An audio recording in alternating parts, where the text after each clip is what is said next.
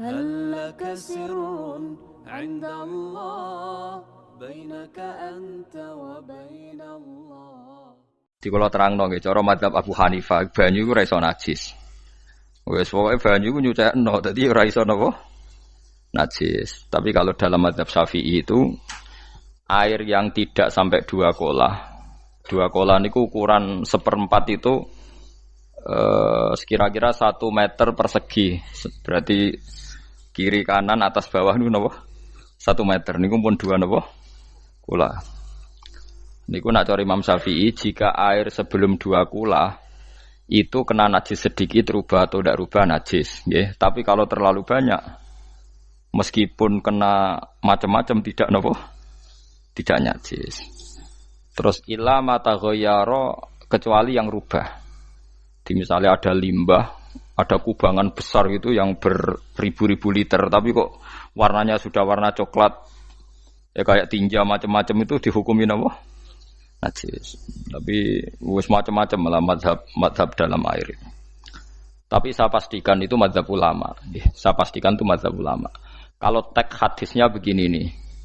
Monggo nak jenengan ape latihan ijtihad. Kok menyesatkan ya ora apa-apa, sementing ini latihan. Jadi di Madinah, ini hadis di Musnad Ahmad. Di Madinah itu ada sumur, bukan sungai loh. Saya ulang lagi sumur, bukan sungai. Kalau sungai itu konotasinya kan luas, panjang, mengalir. Ini sumur, bener-bener apa? Sumur. Sumur, ya gedene sumur enggak sepiro. Nabi itu wudu di situ, terus diingatkan ya Rasulullah, itu sumur dulu zaman sebelum engkau datang, sebelum ada Islam di sini, dipakai pembuangan jifah, batang anjing, dan nyuwun sewu kotoran orang haid. Ya kotoran orang haid. Terus saat itu Nabi ngendikan alma tahurun la yunajjisuhu syai'un. Kata Nabi yang namanya air itu menyucikan. Tidak pernah bisa kena najisnya. Alma tahurun la yunajjisuhu syai'un. Terus Nabi wudu. Ya sudah begitu. Ya sudah begitu sampe rasa bojiro-jiro no. Alhamdulillah hadisnya ngono. Ya kan ya, paham kan ya? Mana sampean ditangkleti. Kulon sering ditanya sama orang-orang Jakarta, "Gus, saya ini punya air langganan PDAM. Itu dikelola dari sungai ini. Padahal sungai ini mulai tinja sampai sapi tank macam-macam ya ke situ semua, Gus. Terus enggak baunya karena kaporit. Itu gimana itu, Gus? Suci ndak itu?" Terus saya tanya, "Lah kamu pakai ndak?" "Ya sudah pakai, tapi tetap tanya hukumnya." Itu kan seperti yang di Jakarta itu kan misalnya yang diolah itu kan sungai macam-macam tuh, nggih. Lah itu yang limbah keluarga ya kalau untuk nyuci piring enggak apa-apa. Sapi tank macam-macam kan ke situ juga. Ya kan ya, cara kok istihad ya. Karena kalau menurut Syafi'i 2 kolah pun tidak ada pengaruhnya kalau terlalu banyak apa? Bahan yang apa? Najis, yang limbah itu yang najis. Ya jelas najis ya. Kalau teletong sapi kan ijek ono intikal madhab, rausul makul tohir. Kotoran hewan suci itu suci, masih banyak madhab yang mengatakan bahwa kotoran barang suci itu suci, masih bisa intikal. Kalau kotoran manusia itu lebih kriminal, enggak ada madhabnya itu. Jadi kotorane wedhus iku ana ulama sing darani suci, tapi nek kotorane ruhin gak ono. Nah, itu kan repot. Makanya kata sebagian ahli hadis, sebaiknya hadis itu tidak usah diistihati, pokoknya Nabi ngendikan begitu gitu. Ya sudah orang terus ya sudah begitu. Paham gitu. Terus seperti di sini misalnya yang di sini Gajah Wong itu kan atasannya sana mulai kali Code kan wong macam-macam. Mulai wong buang kotor air besar, air kecil kan lewat semua. Macam-macam. Makanya masalah air itu pokoknya sifatnya air itu ma'an tahura, sifatnya air itu mensucikan. Mensucikan itu 2 dalam mazhab Syafi'i itu. Air dan tanah. Ya, air dan tanah. Terus sama Abu Hanifah ditambah 1. Ini kalau sampean coba tidak apa-apa, api. Makanya kalau ada boto, cara kene apa Mus? Boto ya. Boto bangunan apa? Boto. Itu kan kebanyakan kan kadang kan tipak buahan pletong itu kan ya. terus dipakai foto. Dicampur-campur diulet-ulet terus dadi napa? Foto. Cara mazhab Syafi'i tetap najis dipakai masjid tidak bisa karena sebagian bahannya dari apa? Najis. Cara mazhab Hanafi suci karena sudah dibakar. Karena api itu termasuk alat mensucikan. Alasannya Imam Abu Hanifah, orang yang fasik-fasik itu nanti disucikan pakai api neraka. Berarti api itu bagian dari alat mensucikan. Jadi misalnya Ruhin mau sholat dibakar, sholat suci gitu. Karena api itu mensucikan. Buktinya orang-orang yang masuk neraka nanti sebelum masuk surga harusnya kan disucikan dengan api. Mana ada di neraka disucikan pakai air. Artinya kalau ada batu bata itu yang dipakai dari najis ya kemudian dibakar itu berarti cara mazhab Hanafi suci. Alhamdulillah itu. Jadi kita bikin masjid nyaman karena bahannya dianggap apa? Suci. Lewat apa? Lewat apa? Api tadi dia dibakar. Tapi yang ngeri ya. Nggih. Ben sampean ngerti mazhab gitu. Terus saya memang tak niati setiap saya ngaji entah 1-2 tak sisipkan hukum fikih karena fikih ini yang kita alami keseharian. Nggih, fikih ini yang kita alami napa? Keseharian. Makanya saya minta teks hadis tadi jangan rubah. Pokoknya ada sumur loh tidak sungai. Sumur itu kan airnya tenang, tidak ngalir. Nyatanya Rasulullah sudah dilapuri. Ini batang-batang anjing dan bekas orang-orang haid, kotoran haid itu dibuang di situ ya Rasulullah. Terus Nabi menjawab, alma la yunajjis alma utahurun la yunajjisuhu syai'un. Terus orang-orang Syafi'iyah mentahmilkan dalam bahasa ijtihad itu dianggap itu mungkin sumurnya terlalu besar dan airnya terlalu apa? Banyak sehingga kotoran-kotoran itu tidak merubah warna. Tapi kata yang lain-lain masa yang bener aja gitu, masa banyu diam dimasuki kotoran gitu tidak nopo rubah. Nah itu ya itulah ijtihad. Ijtihad itu ya. Ijtihad itu guyonannya kan gitu. Pendapat saya benar mungkin salah, pendapat Anda salah mungkin apa? Benar. Karena ya sama-sama mirip-mirip itu untuk menganalisis itu. Yang jelas Allah mensifati air itu ma'an tahura, bahwa air itu punya sifat dasar mensucikan. Wah nek cara kula niku asal tidak terlalu ketok najis ngoten kaya PDAM ngoten niku ngger gak ambu taek terus gak ambu apa nek suci ngoten mawon. Nek takoki tapi kan asal usulnya di sana najis gini. Asal usul barang kok repot. Kula sering dibantai tiang-tiang sing terlalu napa was-was. Tapi jelas saya tahu sendiri. Sapi teng itu ngalir ke sungai gini-gini saya tahu sendiri. Tak jawab, saya juga tahu sendiri dari langit itu langsung air turun. Jadi artinya kalau dia melihat sisi najis ke sapi teng, melihat sisi dari gunung Merapi, dari langit kan langsung turun. Jadi kalau eling najis ya, tak eling suci ini kata saya gitu. Dia ngilingi yang sisi najisnya dari apa? Limbah apa? Keluarga. Wa anzalna minas sama ma'an tahura. Air itu mensucikan. Nah, terus kedua masalah fikih yang saya jelaskan di sini, tahur itu sifat mubalaghah dalam madhab selain Syafi'i. Saya ulang lagi ya. Kula warai lughat ya. Kalau orang biasa terima kasih disebut syakir, disebut apa? Syakir. Kalau terlalu banyak terima kasih disebut apa? Syakur. Kalau kadang memaafkan disebut ghafir, orang yang memaafkan. Kalau sering memaafkan disebut ghafur. Jadi dalam disiplin lughat kalau wazan fa'ul itu berarti menunjukkan terulang-ulang. Paham nggih Pak? Apa? Terulang-ulang. Sehingga mazhab selain Syafi'i mengatakan air satu ciduk kan ya. Dipakai wudu, setelah itu mustakmalnya dipakai lagi boleh. Mustakmalnya dipakai lagi boleh. Alasannya fa'ul itu mubalaghah gitu loh. Jadi sesuatu yang terulang. Paham nggih? Saya ulang lagi ya. Tahur itu kan wazannya fa'ulan. Tahuran berarti wazannya fa'ulan. Fa'ulan itu berarti ikut wazan mubalaghah. Kalau ghafir mengampuni, kalau ghafur sering mengampuni. Syakir terima kasih, kalau syakur sering terima kasih. Berarti kalau tahir suci, kalau tahur sering mensucikan. Nah, makanya selain Syafi'i mengatakan air asal suci mensucikan dipakai berkali-kali tetap suci mensucikan. Artinya ada mustakmal, ya, ada apa? Tapi kalau dalam mazhab kita kan sekali bekas wudu mustakmal, bekas junub mustakmal karena sudah pernah dipakai sesuci. Nah itu mazhab kita. Mazhab Syafi'i. Sama anut di soalnya kalau cerita.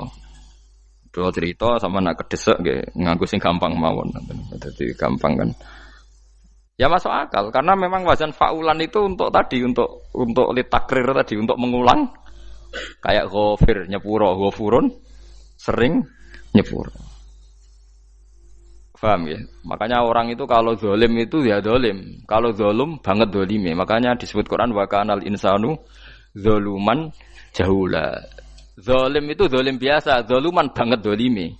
Jahil itu goblok biasa, jahulan banget gobloke. Berarti kalau tohuron banget nyuciin berarti diulang-ulang. Makanya mazhab lain mengatakan air itu tidak ada mustakmal. Dan saya kadang ya intikal mazhab begitu. Nah intikal gimana? Coba kalau di hotel itu mustakmal. Hotel itu kan kotaannya cilik toh kan. Tahu nggak hotel mari ruhen. Kotaannya cilik. Terus kalau kita misalnya junub atau apa pakai ciduk itu kan tetap nyiprat Tomus. Nyiprat kena banyu di kotak yang cilik. Jadi kalau gak intikal mazhab pusing kan kita. Iya kan? Terus kemudian intikal lah ya suci guys. Takoki pangeran, nah kok nggo bolak-balik intikal mazhab Gusti. Jare sapa jare Gus Pak, takoki ngono. Lah kowe muni kowe kok ora takoki malah pusing. Kayak Mbah Khalil Bangkalan itu. Kalau nalkin mayit itu masyhur Mbah Khalil Bangkalan. Tidak nalkin mayit itu. Yo kan yo, aku sibuk urusanku akeh. Takoki malaikat ngenteni Mbah Khalil. Tinggal mire. Sing ngono tok. Nalkin meneh. Ya jiyo, soalnya nak takoki malaikat marabbuka manabiuka ngenteni ketuane. Maksudnya ngenteni dekne. Ya sudah ditinggalin. Ya orang ditakoki wong dekne orang kabudut. Pokoke diwarai kabeh. Nah, terakhir beliau rodok modern. Ngenteni ketua rombongan pokoknya. Jadi nanti yang jawab itu ketua rombongan. Tapi aja tiru kan ngono takoki malaikat ngentosi Gus Pak. Aku teko tutuki mawon Gusti. Sewen. Yakin mugorokin ngomong ngoten kula ngomong kan nangkir. Kamu tahu kan tugas standar Anda apa? Ya tugas standare mung kan nangkir nutuki iku wis biasa wae. Biasa nutuki tak kan apa?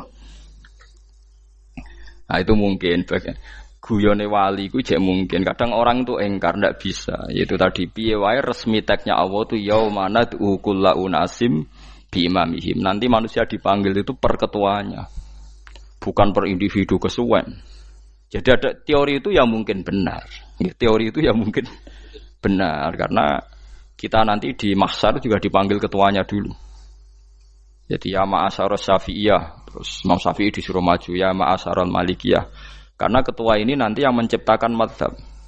Karena ada pepatah an-nasu ala dini mulukihim. Manusia itu ngikuti tradisi ketuanya.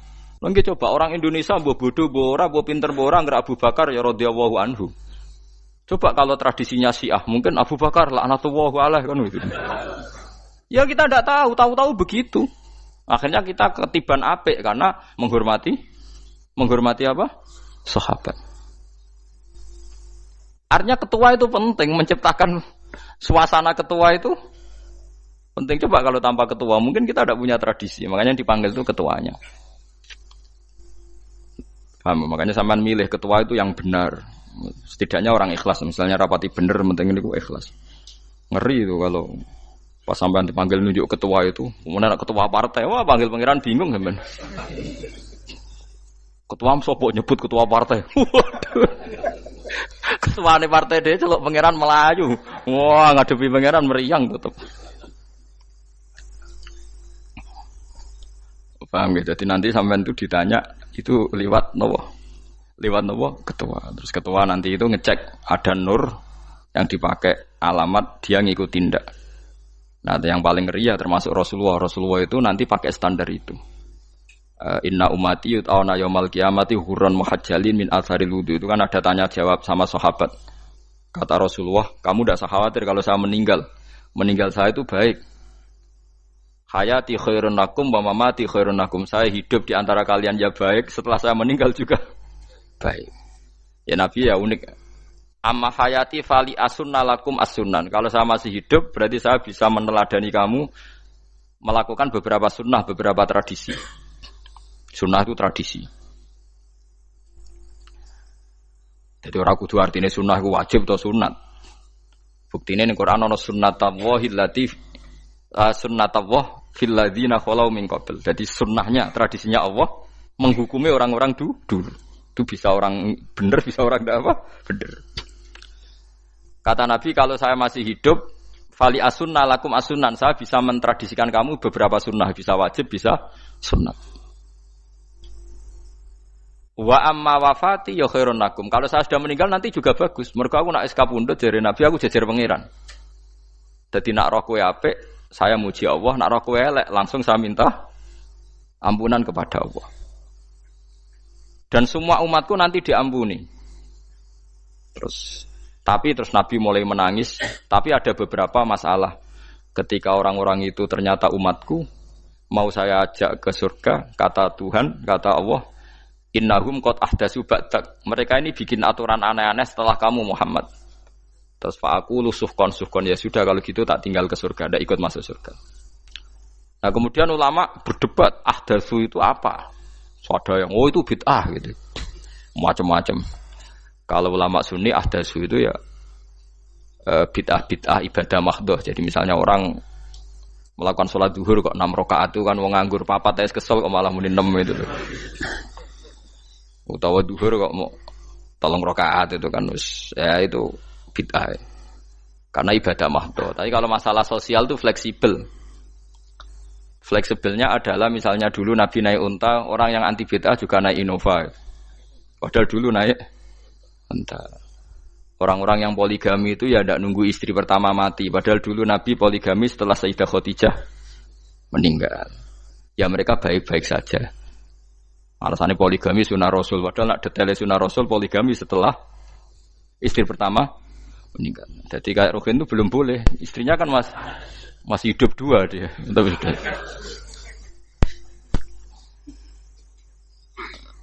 Nah, bahkan artinya kalau sampean memaksakan gitu, sampean kalau nggak percaya saya bacakan ayat. Wal khailah wal bihola wal hamira litarkabuha wazina. Kamu bisa naik kuda, naik onta, naik himar. Setelah kamu naik dan kamu tenang di atas punggungnya, litastawu ala zuhuri, summa tazkuru ni'mata rabbikum idza stawaitum alaihi wa taqulu subhanalladzi sakhkhara lana hadza ma kunna lahu mukrimin. Artinya ketika kita naik onta zaman dulu dan tagnya memang onta, itu terus kamu baca subhanalladzi sakhkhara lana hadza. Apakah sekarang kesunatan baca itu kalau yang ditumpai onta, sehingga kalau yang naik Innova tidak usah baca itu gitu. Wah, aku numpakku ora onta kok, dadi ora usah maca subhanalladzi apa? Sakhkhara lana. Dhisik Nabi maca iku mergo numpake unta. Ya ngajak goblok bareng to, mosok tepuk kanthi begitu tuh. Makanya sensitif, bakas bid'ah ndak itu sensitif. Enggak usah dibahas, biasa saja. Nek senara cocok ya diem aja. Sudah, senara cocok kalau sampai ngelakoni tapi enggak usah komentar karena jelimet. Saya pernah ditelepon orang, dimaki-maki. Orang Sidoarjo. Padahal wong Jawa Timur, ya aneh. Kan ada orang matur Rasulullah namanya Abdullah bin Amr. Ya Rasulullah, saya ini kuat puasa terus. Kata Nabi, jangan puasa 1 bulan 3 hari saja itu sama dengan 1 bulan penuh. Karena 1 puasa sama dengan 10. Masih balelo terus termasuk menyangkut Quran. Ya Rasulullah, saya ini tiap hari khatam Quran. Jangan 1 bulan sekali saja baru khatam. Enggak ya Rasulullah, saya ini ingin sering khataman. Ya sudah kalau gitu seminggu sekali sab'al layal.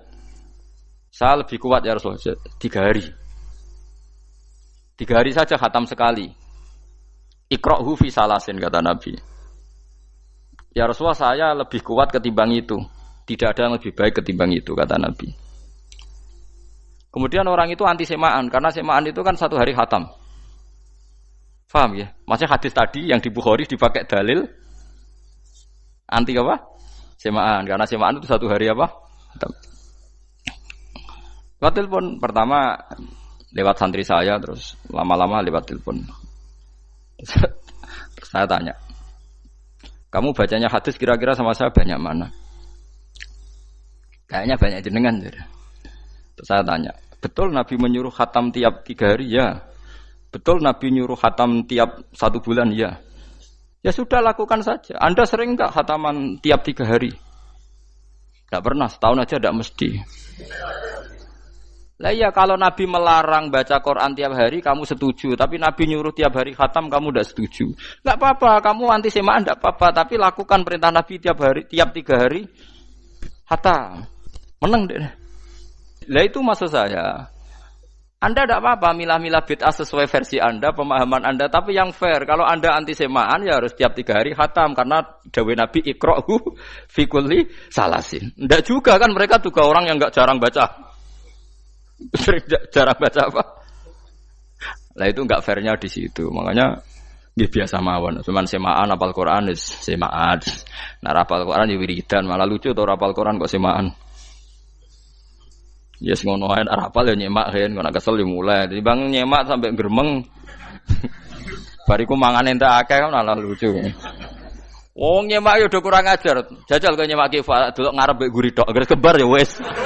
Aku serok kelakuane wong nyemak. Kan dekne ra apal kan yo. Biasane nyegat guri to. Kok agar gurine kembar pojok ya. Wis. Kok agar gurine pojok kembar. Ya sing semaan akhire pinter sing maca kembar gurine. Paham gitu terus pau gitu tohuron gitu tak latih memahami Quran secara luwat. Quran bagaimanapun bilisanin arabiyyin mubin. Ada ulama yang berpendapat tohir itu dimubalaghahkan tohur seperti ghafur, syakir, syakur. Sebab itu menurut mazhab ini tidak ada air apa musta'mal. Tapi kita biasa mazhab Syafi'iyah apa? Ada apa? Ada musta'mal. Itu masalah-masalah ijtihadiyah, masalah-masalah ijtihadiyah. Kalau masalah ijtihadiyah tadi pendapat saya benar mungkin salah, pendapat Anda salah tapi ya mungkin benar itu. Wa anzalna minas sama ma'an tahura mutahhiron tegese banyu iku sing nyucekno. Linuhya supaya maringi urip ingsun. Bihi sebab anane banyu baldatan ing daerah maitan kang mati. Jadi istilah resmine pangeran yo aku nak nguripno bumi iku yo nganggo lantaran banyu. Dadi aja mbok soal pangeran kok butuh lantaran. Waduh repot. Wong Qur'ane pangeran dhewe istilahno aku nak nguripno bumi lewat lantaran banyu. Ya rasa mbok jurok-jurokno. Pangeran kok butuh lantaran. Lah lantaran lah ya iso, tapi nek Allah nganggo lantaran ya oleh ya aja terus Allah kok nganggo wasilah. Wah ya malah kacau. Ora usah ngono-ngono, ora usah mikir. Pokoke Qur'an diwaca ora usah dipikir, pun ngono. Iman wonten mawon kok repot. Iman kok napa? Kok repot. Linuh ya supaya ngurip-ngurip sapa ingsun bi sebab banyu baldatan ing negara atau daerah maitan kang mati. Jadi sampean jangan mengatakan kalau Allah untuk menghidupkan bumi butuh air ya keliru. Allah itu tidak butuh apa-apa, nggih. Allah itu tidak butuh apa-apa. Tapi kalau Allah punya sunnah, punya adat menghidupkan bumi itu pakai air, ya Allah jangan kamu atur. Wong kira pangeran kok ngatur. Itu kan ada cerita di kitab-kitab itu termasuk di Ihya itu. Nabi Musa itu sok dekat Allah. Jadi enggak mau mimik obat. Membuktikan bahwa Allah itu tidak butuh wasilah. Aqaqir itu maknanya obat-obatan yang dari herbal itu bahasa Arabnya apa? Al-aqaqir. Dia setiap konsultasi sama dokter disuruh minum herbal itu. Enggak mau dia. Enggak, saya akan disembuhkan Allah langsung, enggak usah lewat obat apa herbal katanya. Tiap dokter ditanya jawabannya sama. Oh, dokter goblok. Kamu belum tahu ya kalau Allah itu tidak butuh wasilah. Malah marah-marah dia tuh. Akhirnya dia konsultasi langsung ke Tuhan. Apa betul ya Allah saya butuh minum aqaqir? Terus, lah kata dokter gimana? Karena herbal itu fungsinya gini-gini. Terus, Musa, sing gawe fungsi herbal ngono iku sapa? Nggih jenengan. Lah yo aku gawe fungsine ngono kowe ngombe kok ora gelem. Sing gawe iku ya aku. Jadi sing gawe bodrek ku nak kowe ngelu, bodrek mandi sing gawe ku ya pangeran, rumangsamu sapa? Sing gawe ruhe nak bar kelon lega ya pangeran. Mangsamu sapa? Omane bojone ayu kan. Ah, wis pangeran ora usah aku isin gengsi, ora usah ngono.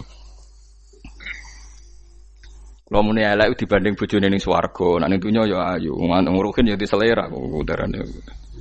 Paham gitu. Terus itu masalah yang enggak akan selesai ila yaumil kiamah. Jadi ada cara pandang langsung Allah itu ya bisa. Tapi misalnya ada sunnatullah ya jangan kamu tentang. Termasuk Nabi Musa akhirnya Nabi Musa mau minum, setelah minum sembuh.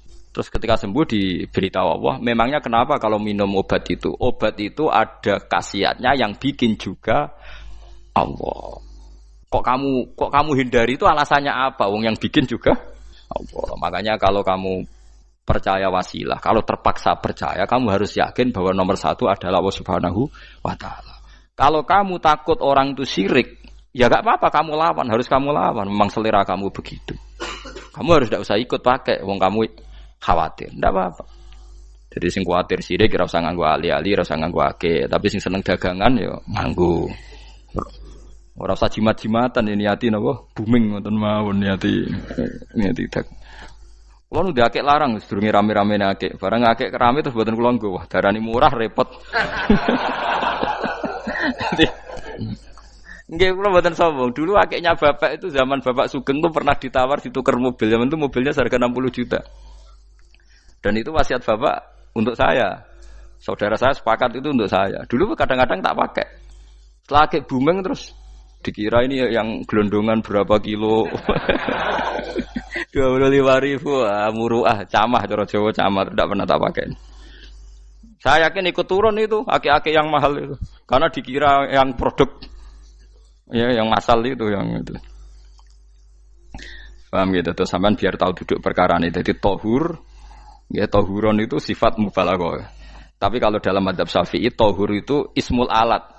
Jadi tidak maknanya mengulang-ulang sehingga Imam Syafi'i tidak membolehkan wudu pakai air apa? Mustamal. Lah menurut hadis kayaknya benar Imam Syafi'i secara lahir. Karena Nabi ngendikan sisa air wudu itu membawa dosa Anda. Kata Nabi, jika seseorang wudu maka kotorannya keluar dari ajfan, dari pelapuk mata, dari apa sampai keluar dari mimbaini adzofirih, sampai keluar dari bawah-bawah apa? Kuku. Sehingga kalau air ini sudah membawa kotoran dosa Anda, berarti air ini kan sudah menjadi air kotor. Andai kan Anda mukasyafah, maka air ini sudah penuh dengan kotoran. Enggak mungkin air yang sudah penuh kotoran dipakai wudu lagi. Itu cara berpikir Imam Syafi'i. Ya sampean ikut mana ya?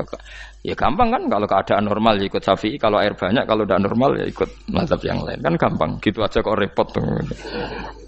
Ya itu pentingnya orang ngaji ya di situ tuh harus banyak pilihan. HP kartune loro masa mazhab musito. Nah, itu kan gitu. Ya pokoknya gitu. Kalau yang percaya wasilah ya pakai istilah pangeran linuhyabi baldatam maita, ada kata bihi.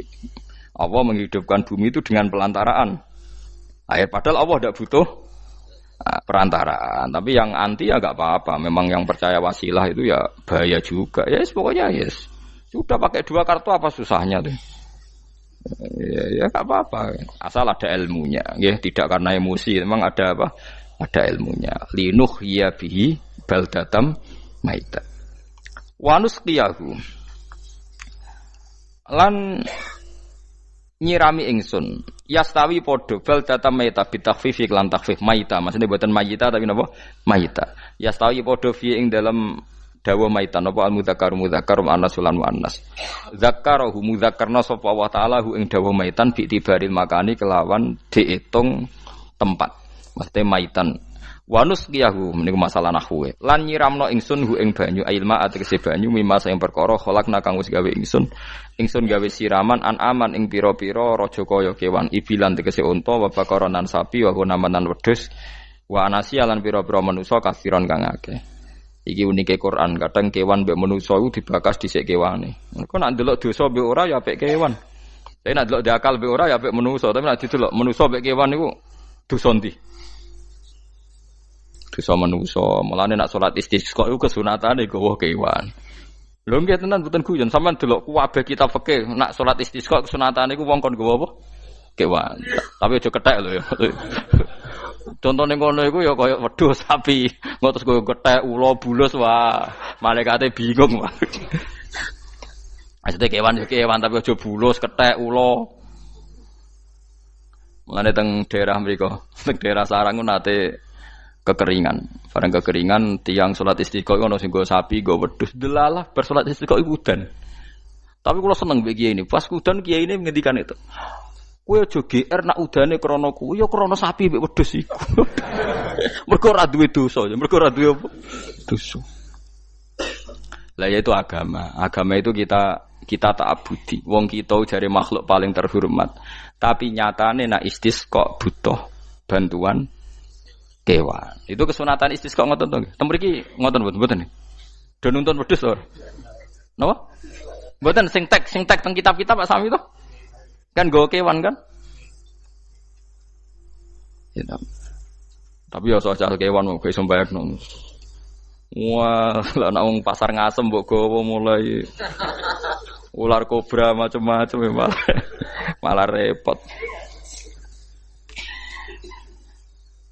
Ndak ini menunjukkan nggih karena manusia iku akeh dosane. Mulane jemben teng ora-ora masar iku manusa ora kepengin kewan ora kepengin dadi manusa tapi manusa kepengin dadi kewan. Makanya nanti ketika ngadepi hisab gak kuat wa yaqulul kafiru ya laitani kuntu napa turaba. Maksudnya kuntu turaba ya Allah saya jadikan kewan sing di akhir segalanya didhawuhi Allah kuni turaban. Kamu sekarang cukup jadi turab. Intine manusa sampeyan teng ora-ora masar bayangno kaya kewan sing akhir hayate mau didadekno napa lemah. Nah, kadang-kadang manusa itu dalam siklus ini apik kewan malah didhisikno mimma khalaqna napa an-aman riyen ya. Kalau dilihat dari dosa ndaknya, kalau dilihat dari manusia makhluk terhormat macam-macam ya apik manusa. Wa anasiya lan pira-pira manusa kasiron kang akeh jamu insan ente lafat anasi jamu lafat insan. Wa suhu te asline lafat insan iku anasinu. Fa udilat moko digenti apa anunun digenti ya aning ya. Wa timat lan dene sopno fiha ing dalem ya apa enggang dalem ya apa al ya ya. Maksudnya ya sing sangka nun diidghamno be ya asli. Au jamu insin te jamu lafat insin. Walaqad tasarrafna lan teman-teman molak-malik ingsun to mutar-muter ingsun. Hu ing ma'il ma'atik sebanyo bainahum antarane wong akeh liat zakaru supaya gelem eling sapa ngakeh. Asluhu ya tadzakaru. Niki kok usum nahwu le utimat ya gamna apa ata fi dzalik ing dalam dal wa fi qiraatin liat kuru bi sukuni dzal wa dhammil kaf. Liat kuru nikmat Allah ing nikmat Allah taala bihi klan ma fa aba mongko moh sapa aksarun nasi sapa akeh manusa moh ila kufuron kecuali mungkiri ning nikmat juhudan tegese mungkiri ning nikmat ngingkari len nikmati maring nikmat haitsu qalu sekirane ngucap sapa ngakeh mutirna binau ikada mutirna den kei udan kita binau ikada sebab posisi perbintangan iki supaya kula warai iki sampeyan nak ketemu Allah ben selamat niku kula jamin lah nak ilmu kula ni orisinil Allah niku gak ada adat gak ada sunnah lah dalam bahasa Quran ini. Perkara iku ana alamate. Dadi misale ana mendung alamate napa udan. Terus Allah niku nggih damel sistem. Misale huwallazi ja'ala syamsa diya awal qamara nura wa qaddarahu manazila li ta'lamu adadas sinina napa wal hisab. Sehingga di sistem itu kita tahu musim hujan itu misalnya musim ini.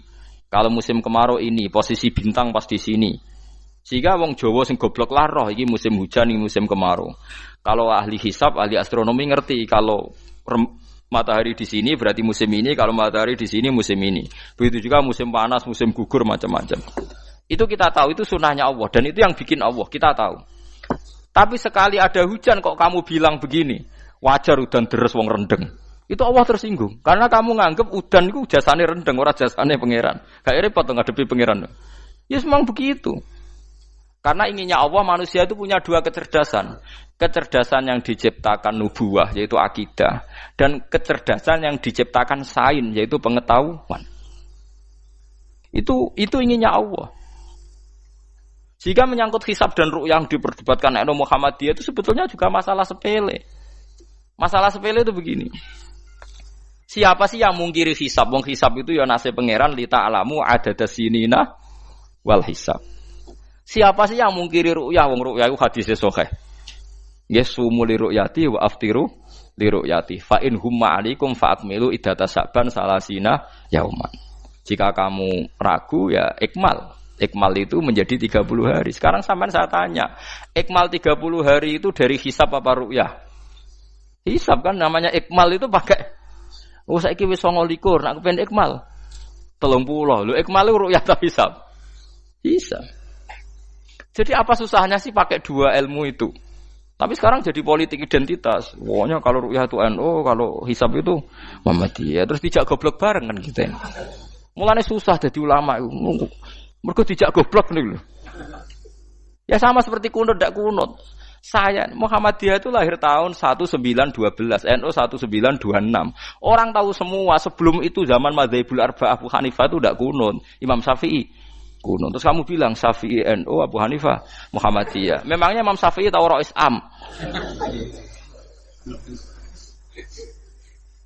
Jadi kita yang ulama itu biasa saja karena melihat Imam Syafi'i itu kunut, Abu Hanifah tidak kunut. Tahu-tahu sekarang jadi politik identitas kalau kunut itu NU tidak kunut Muhammadiyah. Memangnya Imam Syafi'i tahu dadi Ra'is Am ning PBNU sing liwat ahwa kan mboten ate. Jadi kalau ulama itu lebih sederhana cara berpikir. Ya sudah, hisab itu ya ilmunya Allah, ruya ya ilmunya Allah. Jadi misalnya dagang dihitung, kalau dihitung itu rasional berarti sain. Kalau tidak dihitung kok berarti jenenge kejutan ya enggak, kita pernah ngalami semua. Kita pernah ngalami dua-duanya kan. Dihitung ya pernah laba, kejutan ya pernah. Musim sulit dagang rugi ya biasa, kecengklok rugi kebodhon biasa sama pernah. Anggap aja kalau rutin namanya sain sesuai hitungan pengetahuan. Kalau model ngono kejutannya selesai kan. Kok dibenturkan? Kejutan sama rutin itu absolut mana? Akurat mana? Ya ngajak goblok bareng. Paham ki biasa mawon wong sing seneng ilmu tuh ben biasa roh iku roh dojo ben. Ya ben biasa. Nah sekarang itu usum, anti ilmu itu usum. Yang usum sekarang itu politik nopo identitas. Soalnya batik wong Yogyo, wah batik nasional berarti orang batik wong Indonesia, anak batik ra wong Indonesia. Jadi batik nopo pakaian nopo nasional. Ya wong golek hadis nganti ngelu kesunatan ibadah nggo klambi putih. Ora ana kesunatan ibadah nggo klambi nopo batik. Tapi nak kowe wong alim ben diarani klambi putih gak wajib, kudu kadang-kadang nganggo batik, nggo nunjukno nak nganggo putih iku. Saya tuh seingat saya belum pernah ngaji gak pakai baju putih. Karena pikiranku sering ditanya, Gus kowe wong alim ra tau joban. Nak joban koyo wong Arab. Nak batik kesane kok ora sunah Rasul seneng putih, setengah-tengah nganggo hem putih wis sunah Rasul tapi tetep Indonesia. Wis tak pikir wonten. Lah rugen ra mikir nganggo batik. Tapi itu tadi, saya masih husnudzon. Jika jadi tren nganggo klambi hem putih dianggap wajib, harus ada yang pakai batik untuk menunjukkan kalau ndak wajib. Lah mungkin dia termasuk begitu melok. Makome dekne iku wis nglurusno. Itu ndak tahu saya kalau. Oh itu berarti sudah tinggi, kelasnya sudah tinggi. Jadi menurut saya tengah-tengah ya pakai hem putih kalau sholat. Tengah-tengahnya adalah nak jubah terlalu Arab. Nak batik be Nabi ngendikan kesunatane ibadah itu pakai putih. Nganggo mori kok wong mati ya sudah sudah tengah-tengah.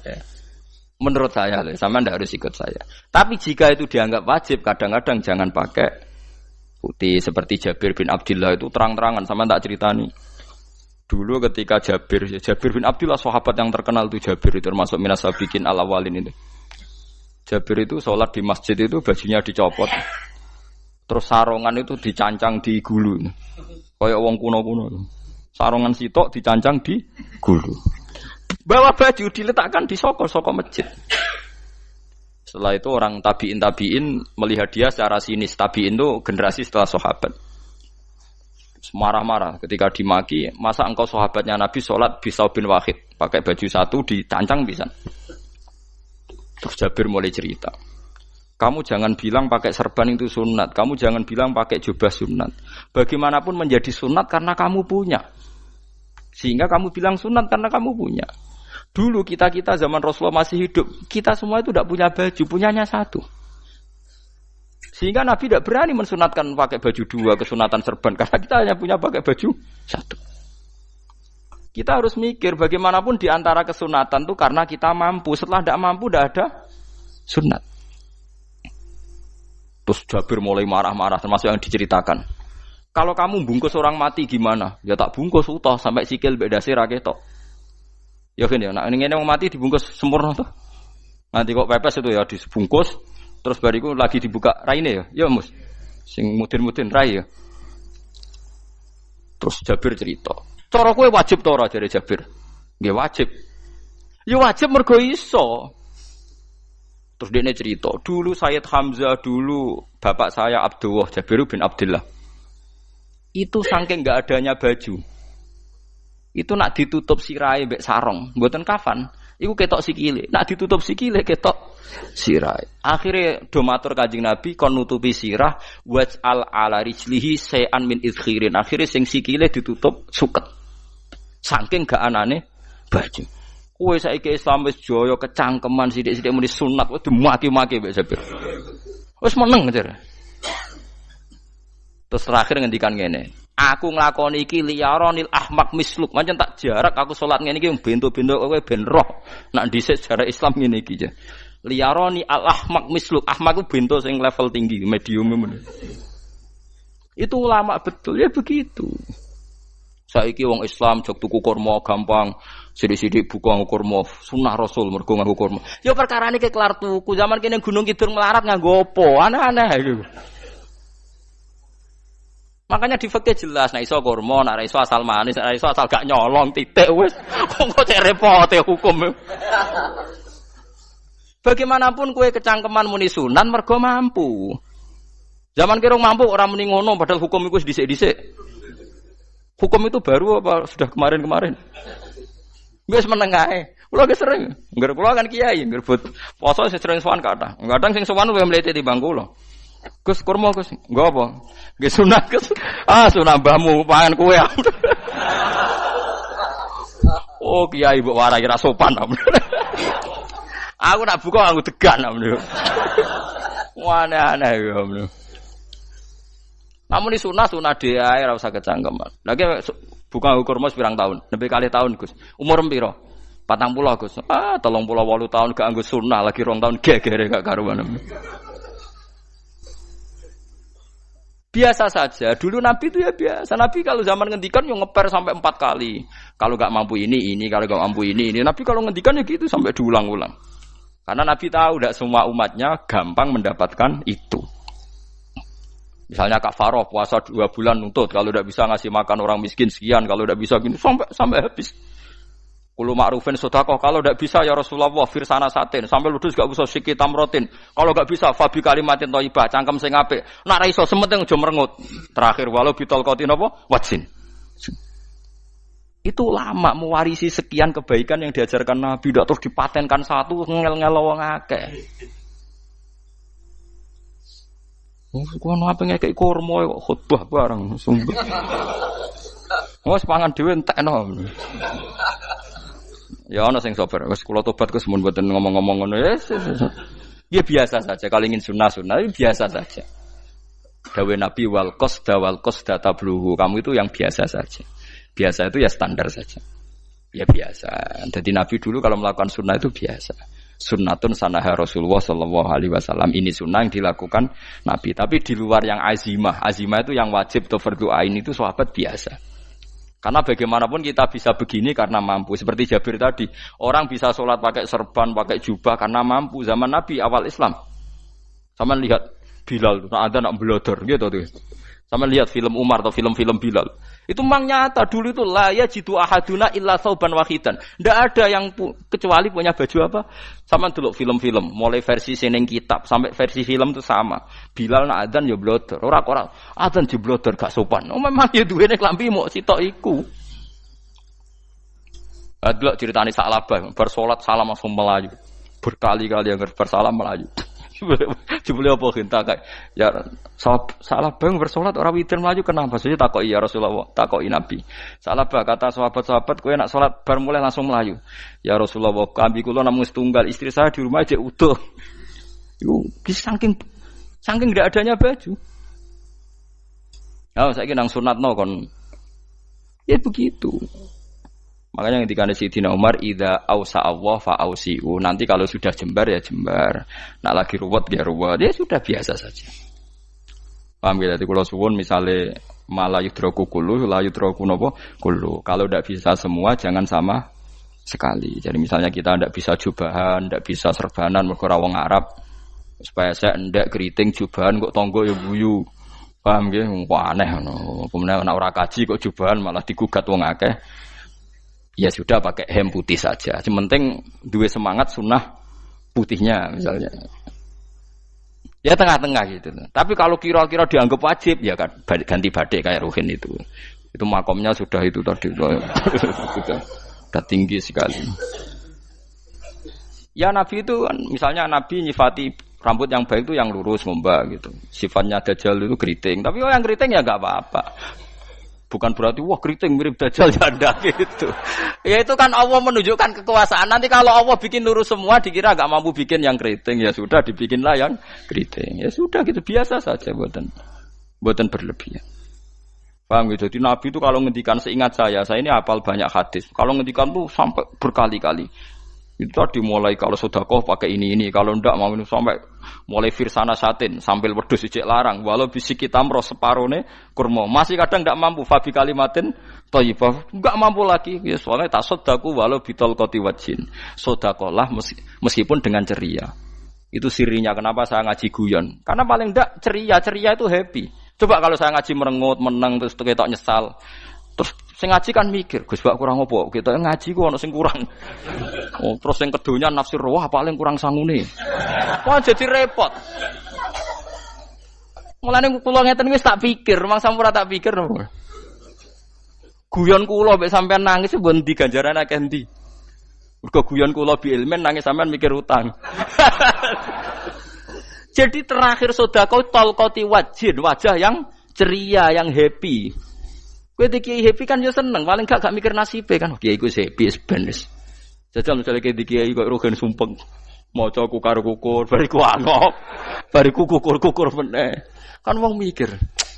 Wayahe tanggale bayar apa piye kredite. Waduh. Apa wayahe ditarik sepeda motor kan orang terus menafsirkan macam-macam. Sing elek sing wong alim mulai nafsiri paling terkipe ra iso. Wah, paling elek. Ya nek wong alim kan ana ukur-ukur mesti nek sing suudon kan paling macane bingung terkipe ngono.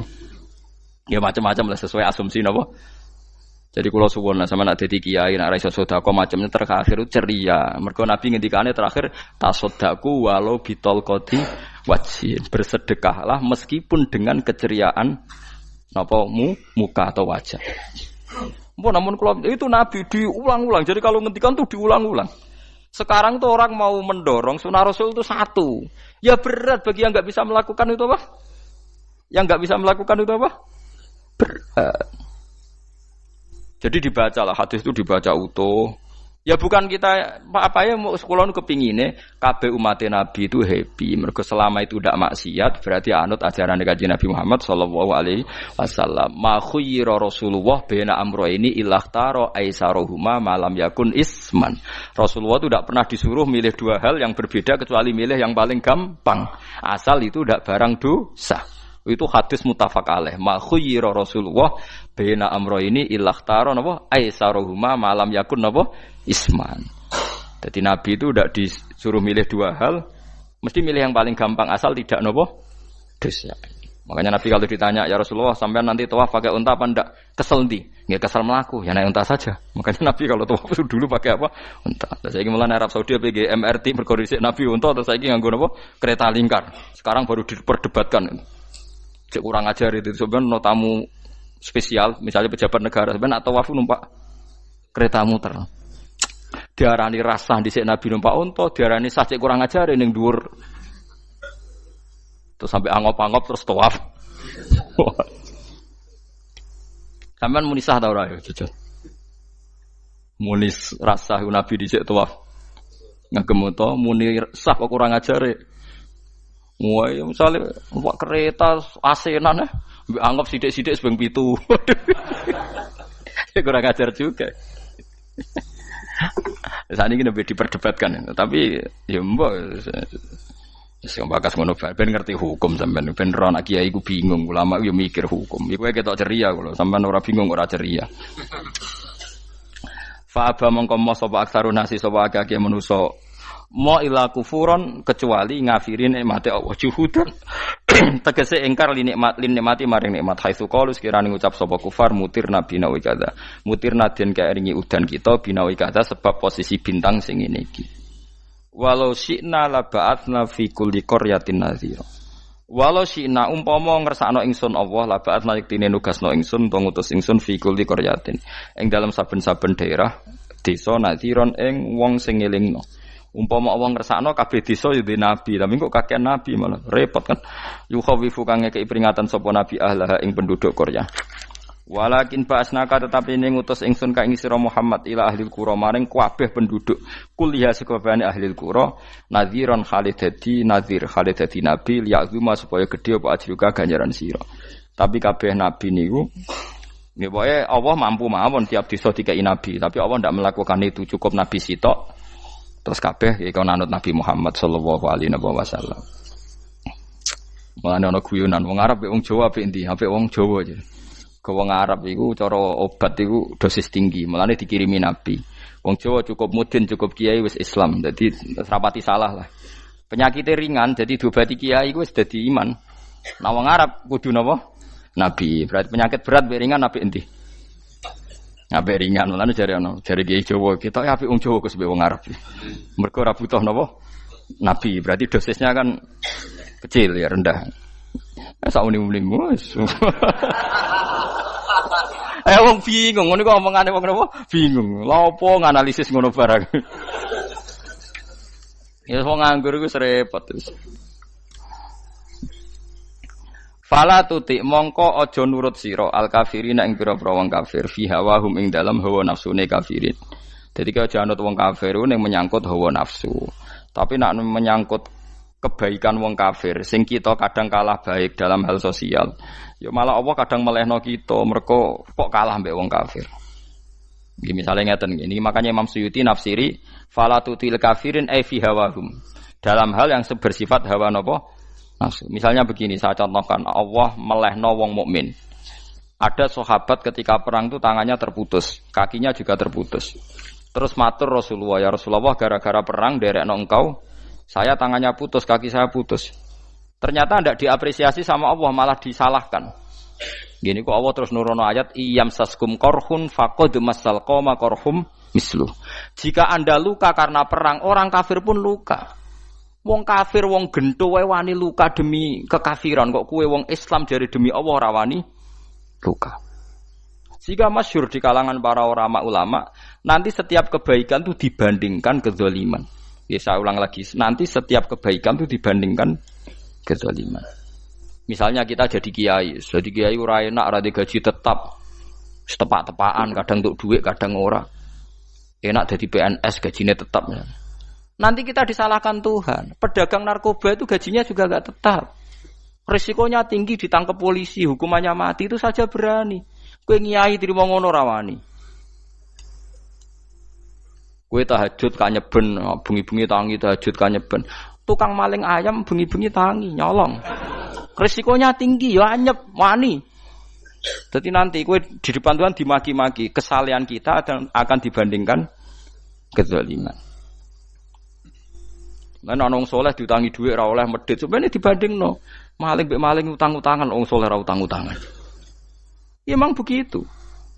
Nah itu yang dimaksud ayat intakunu ta'lamuna fa innahum ya'lamuna kama ta'lamun wa tarjuna minallah ma la yarjun. Jika kamu merasa sakit karena berjuang demi agama, orang-orang zalim juga sakit karena kezalimannya. Toh mereka berani. Coba jadi kiai bandar narkoba resikonya tinggi mana coba?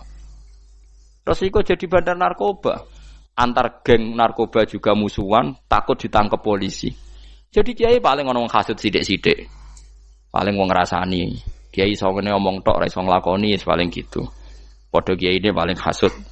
Ya sithik-sithik lah, paling serek. Kalau bandar narkoba gak cocok nembak. Karena rivalitas mereka ekstrim. Sehingga kalau sampean cemen jadi kiai nanti ya diingatkan Allah dibandingkan orang apa? Zalim. Jadi eling-eling ya. Terus semua kesalahan kita, loyalitas kita pada agama nanti dibandingkan orang zalim karena mereka loyal sama pekerjaannya, sama kezalimannya. Enggak terus preman-preman nak belani kanca wani mati. Kadang kiai santri belani kiai ini rapati wani mati. Wis repot preman-preman nak tobat wis repot. Kulo nu rada nyesal mek tobaté preman. Nak ana preman teng perapatan tobat. Niku terus ning masjid, men itikaf terus mbek wong sopan. Niku ora pas sajane. Nah, tobat itu tetep ning perapatan. Sing dhisik ganggu wong disingkirno. Dadi ku tobat tenan sehingga dhisik perapatan sing gawat dadi gak gawat. Mergo sing preman gawat diganti preman sing lunak.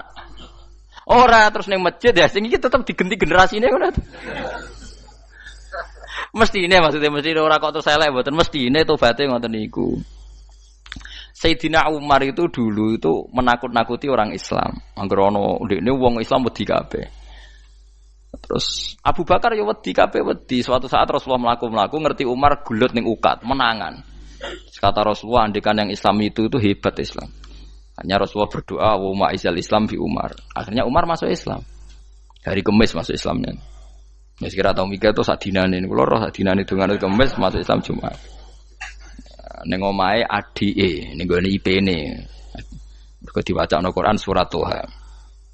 Bareng Islam metuki Nabi mon walhasil bar Islam teng Zaid bin Arqam ning mbene Nabi terus langsung marani omahe Abu Jahal ora terus ning masjid menenge mboten langsung marani Abu Jahal. Angger keganggu Nabi tak pateni.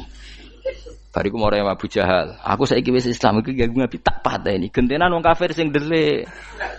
Paham nggih? Dadi enak lho maksudnya. Lah misale terus Umar dadi sopan santun terus ketemu wong dilo, ketemu Abu Lahab monggo derek akhir. Wah. Kacau. Artinya enggak ada perubahan kan kalau gitu. Lan Ruhin mantan preman mboten kok tobaté ning kene ora roh. Mboten harus kiai dene. Mestine ngoten.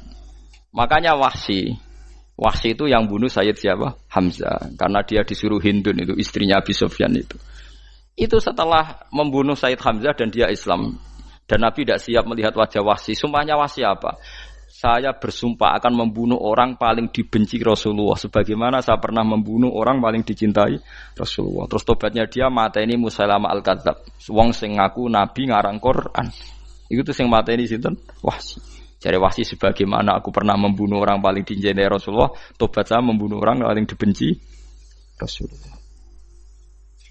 Lalu misalnya terus Wahsy tobat, sampai nyapu masjid, terus gak duwe selera tarung, zaman kafir tarungnya tenanan, bareng Islam menyapu masjid, bariku ngiseni jedinge, terus bareng tidak perang wedi wae repot. Ya niku ide kula tapi ora usah nglakoni. Niku mau cerita ilmu, sampeyan ora kudu nglakoni. Ya tunggale wong preman brah-brah. Blojo narkoba entek akeh dilakoni, nggo judi diakoni. Sewengi orang preman itu kalau judi 2 juta 3 juta loh. Bareng tobat ngoboni masjid 10.000. Padahal donyane jek akeh. Mestine tobat yo. Saya zaman judi semalam 3 juta. Sekarang kalau pengajian atau ke masjid semalam 3 juta 100 lah minimal diluwei.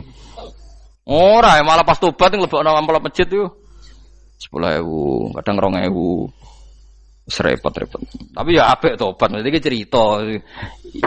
Ndak begitu, mestinya berbanding. Paham nek sampean takok tobat itu cara ulama nggih ngoten niku berbanding. Mulane riyen Khalid bin Walid itu jadi panglima perang Islam itu. Saya masih ingat makalahnya Khalid bin Walid, fakama anni aktsartul qatla fi kufri aktsartul qatla fi Islam. Dulu ketika saya kafir adalah sangat banyak membunuh orang Islam. Perang Uhud kalah itu karena panglima orang kafir adalah Khalid. Dia cakap sekali dalam mengatur strategi perang. So Khalid itu utek elek kan. Pikirannya ala sahabat yang menuso ruhin es. Kayak wong wedok ambek apa jenenge ghanimah mesti medun. Sahabat ora kabeh kaya aku kan ana kaya kue barang macam-macam. Gunung Uhud itu dhuwure mok sak musolane iki Jamira Gunung Uhud kaya Merapi niku mboten. Nah kaya Merapi amanah ning dhuwur tetep ra kenek, meleyang to. Dadi Gunung Uhud itu dhuwure mok sak musolane mbok dhuwur putih. Wong kula nate mriko bolak-balik kan gak bisa nek urung tahu. Kula kaya wong India dadi melok itikaf teng Gunung lho Uhud. Mbok piye dalile mbok apa ya ora roh. Lah itu Khalid bin Walid pinter, dia ketika kalah itu muter ke belakang terus ghanimah itu dilepas. Ya dulu itu dalam perang dulu tuh ghanimah itu kan perempuan sama apa? Ya sama barang-barang itu. Ketika dilepas itu dianggap sudah mengaku kalah. Ada sahabat sing kok ruhin itu udah akabir sahabat, ada sahabat papan atas, sahabat sing ya, yang seperti itulah. Sahabat kebanyakan turun ternyata Khalid itu muter terus naik dari belakang. Pas sahabat turun, dia naik dari apa? Yo penak karek manai kok dhuwur, itu akhirnya kalah. Itu ya gara-gara strategine Khalid bin Walid. Nah terus dia bersumpah, saya bersumpah semua kecerdasan saya, semua kecanggihan saya akan saya gunakan untuk membela Islam. Ini kelima itu di perang Tabuk, di perang Yarmuk, di perang Tabuk. Itu di panglimani siapa saja yang ditunjuk Nabi itu kalah. Termasuk Ja'far bin Abi Thalib itu padahal panglima yang ditunjuk Nabi. Usamah ya kalah. Abdullah ya kalah. Semua yang ditunjuk Nabi itu mati semua. Akhirnya panglima diambil siapa? Khalid. Taruh saja gini strateginya. Anggap saja Arab itu padang pasir. Tidak sampean biar tahu bahwa orang soleh yang cerdas itu banyak. Jangan kira soleh itu tidak butuh kecerdasan, butuh. Arab itu kan padang pasir. Mau jelas gini gambarannya apa? Padang pasir. Itu kalau perang itu kan taruh saja orang Islam itu 3.000 musuhnya 10.000. Memang kejadiannya gitu 3.000 musuh 10.000. Itu kan berbanding berapa itu? 30 ya? 1 banding 3 ya? Nah itu dulu pasukan-pasukan Islam dulu itu sama-sama seperti soft sholat, jadi memanjang. Ya akhirnya perang itu kelihatan sekali mana yang sedikit, mana yang banyak. Habis Khalid strateginya dirubah. 100 orang di depan, anggap saja gitu. Pokoknya tak kayak gambaran coro Jawa paling gampang. Lagi mau kitabnya malah bingung loh. 100 pasukan kuda yang di depan itu disuruh negarkan kuda, disebut fal mughirati subha itu. Yang itu wal adiyati napa? Dobha fal mughirati subha itu. Ini pokoknya anggap seperti itu. Fal muriyati apa? Qadha itu. Kuda yang 100 di depan disuruh menegarkan. Pokoknya kon gerak sehingga debu itu banyak bertebangan. Terus pasukan yang 3.000 itu disuruh memanjang. Memanjang sepanjang-panjangnya. Karena di depan ini ada tegaran kuda tadi, orang kafir yang di sana itu melihatnya ada bantuan datang baru. Wih, pasukan Islam toko wakil, panjang lagi. Dikira jumlahnya itu sampai 50.000 lebih. Paham sih kalau maksudnya? Sehingga wong kafir melayu perkara ini tidak mungkin kita tandingi. Orang Islam dapat bantuan baru, padahal ya wongnya podo. Mau baris setok dirubah. Nah misalnya sing mimpin Mustafa sembah jare mati ya syahid, mati kabeh wong Islam. Nah itu artinya dia masih ingat betul saya dulu pernah menggunakan kecerdasan yang sama untuk mengalahkan umat Islam. Saya bersumpah kecerdasan yang sama akan saya gunakan untuk memenangkan Islam. Lalu coba bayang nonton ning padang pasir 3.000 orang yang 100 di depan negarno kuda supaya pandangan tidak begitu jelas. Terus yang belakangnya memanjang dari jauh kan kelihatan pasukan dapat bantuan baru. Padahal ya orangnya sama. Akhirnya orang kafir merasa wah nggak imbang.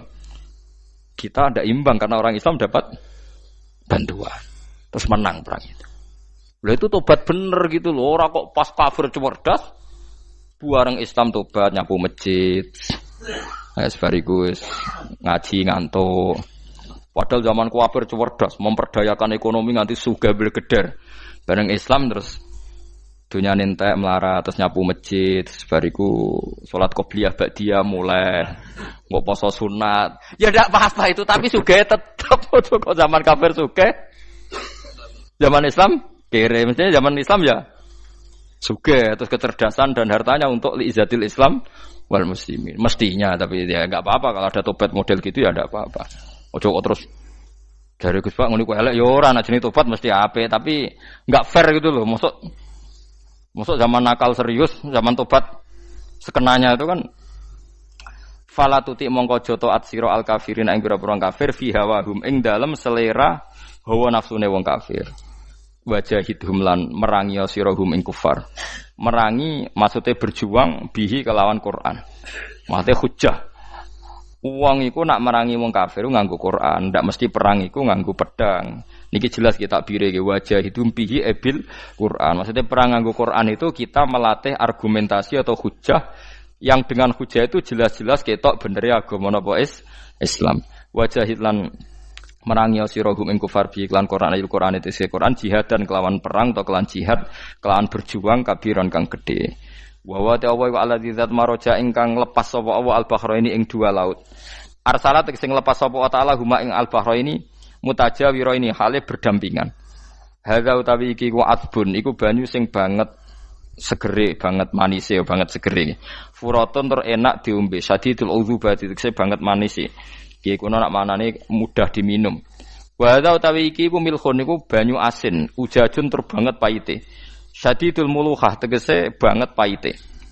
Tapi wasemono sungai sing gampang diminum. Misalnya sungai Komerapi sing napa gampang diminum maksudnya mboten pahit. Ketemu laut sing banget paite, meskipun banget asine, apa hakikate gawe wajah alalan gawe sapa Allah taala bainahuma antarane banyu sing napa tawar lan banyu sing asin, Allah gawe barzakhon ing pemisah, hajizan tekse pemisah. Kita ndak tahu pemisahnya piye, pokoke akeh sing cerita banyak di tengah laut tu air napa tawar. Layak tali itu ora campur apa ahadu masalah sijine banyu asin lan banyu tawar bil akhari kelan sing liya. Mergo wonten apa hajiz, wonten apa hajiz, ana pembatas. Wa hijron lan tegese pembatas, mahjuron kang iso nglindungi. Sitron tegese tutup. Mamnuan kang iso den cegah bi sebab anane sitru. Sebab anane pembatas apa ikhtilatuhuma, apa campure banyu asin lan banyu tawar. Wa alami wa waladi. Assalamualaikum warahmatullahi wabarakatuh.